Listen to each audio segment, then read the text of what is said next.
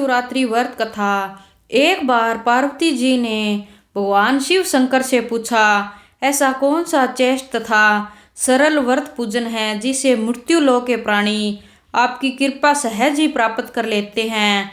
उत्तर में शिव जी ने पार्वती जी को शिवरात्रि के व्रत का विधान बताकर यह कथा सुनाई। में चित्रभानु नामक शिकारी शिकार करके अपने परिवार का पालन पोषण करता था। उस पर साहूकार का कर्ज था। समय से कर्ज चुकता न करने के कारण साहूकार ने उसे बंदी बना लिया। उस दिन शिवरात्रि थी। दिन भर वह भूखे प्यासे रहते हुए भगवान शिव का स्मरण किया और दिन गुजर गया। शाम को साहूकार ने उसे कर्ज चुकाने के लिए अलग से एक दिन का समय दिया और चित्रभानु को छोड़ दिया। तब चित्रभानु भूख प्यास से व्याकुल होकर जंगल में शिकार खोजने लगा। देखते देखते शाम और फिर रात हो गई। तब एक तालाब के पास बेल के पेड़ पर चढ़ गया और रात बीतने की प्रतीक्षा करने लगा। उस बेल के पेड़ के नीचे शिवलिंग था। चित्रभानु अनजाने में बेल पत्थर तोड़कर नीचे गिरा रहा था जो शिवलिंग पर गिर रहे थे। इस प्रकार संयोगवश वह दिन भर भूखा प्यासा रहा, जिससे उसका व्रत हो गया और शिवलिंग पर बेल पत्थर गिरने से उसकी शिव आराधना भी हो गई। पड़ाव बनाते समय उसने जो टहनियाँ तोड़ी वे संयोग से शिवलिंग पर गिरी। इस प्रकार दिन भर भूखे प्यासे शिकारी का व्रत भी हो गया और शिवलिंग पर बेल पत्थर भी चढ़ गए। रात बीतने पर एक एक गर्भिणी हिरणी तालाब किनारे पानी पीने आई। धनुष बाण से उसका शिकार करने के लिए तैयार हो गया।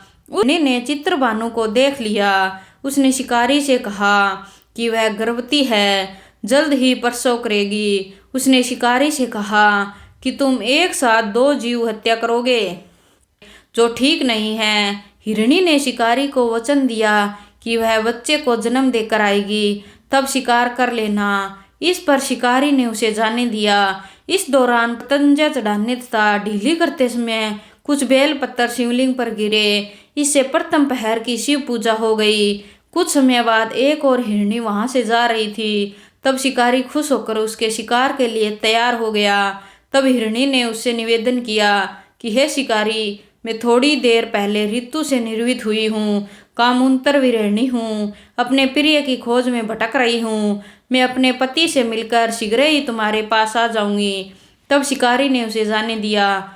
चित्रभानु शिकार न कर पाने से चिंतित था। रात्रि का आखिरी पहर बीत रहा था। इस बार भी कुछ बेल पत्थर टूटकर शिवलिंग पर गिरे, जिससे दूसरे पहर की भी पूजा हो गई। तभी एक दूसरी हिरणी बच्चों के साथ वहां से जा रही थी।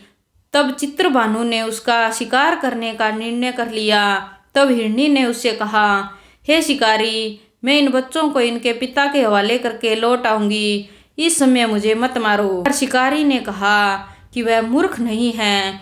इससे पहले अपने 2 शिकार छोड़ चुका हूँ। उसका परिवार भूख प्यास से तड़फ रहा होगा। तब हिरणी ने कहा, मेरा विश्वास करो, मैं इनके पिता के पास छोड़कर तुरंत लौटने की प्रतिज्ञा करती हूँ।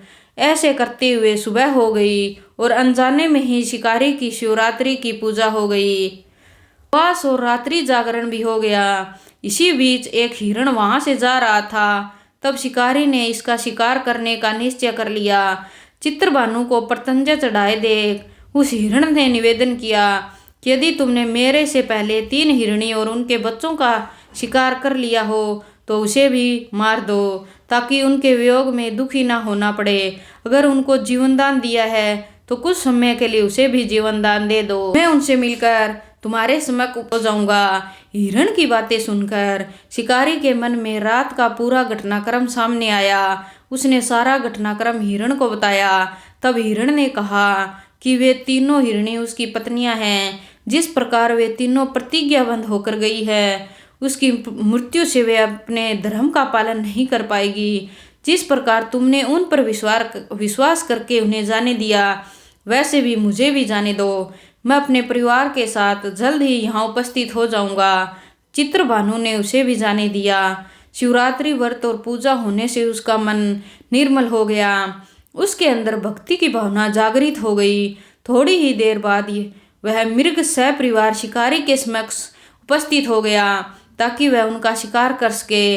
किंतु जंगली पशुओं की ऐसी सत्यता, सात्विकता एवं सामूहिक प्रेम भावना देखकर शिकारी को बड़ी गिलानी हुई। उसके नेत्रों से आंसुओं की झंडी लग गई। उस मृग परिवार को न मारकर शिकारी ने अपने कठोर हृदय को जीव हिस्सा से हटा सदा के लिए कोमल एवं दयालु बना लिया। उसने हिरण परिवार को जीवनदान दे दिया। अनजाने में ही सही, शिवरात्रि का व्रत करने से चित्रभानु को मोक्ष मिला।